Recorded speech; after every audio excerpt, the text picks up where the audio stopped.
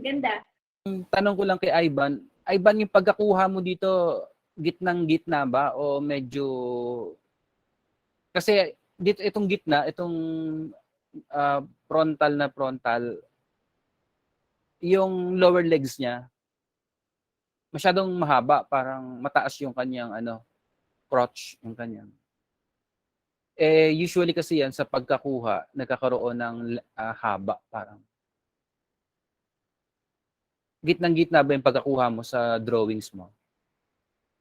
Sa balance naman na for example, laki ng head sa katawan, okay na okay. Ang nakikita ko lang yung long-legged legs. Yung long-legged. Opo. Oo. Pero yung torso, in comparison sa head, saktong-sakto, tamang-tama.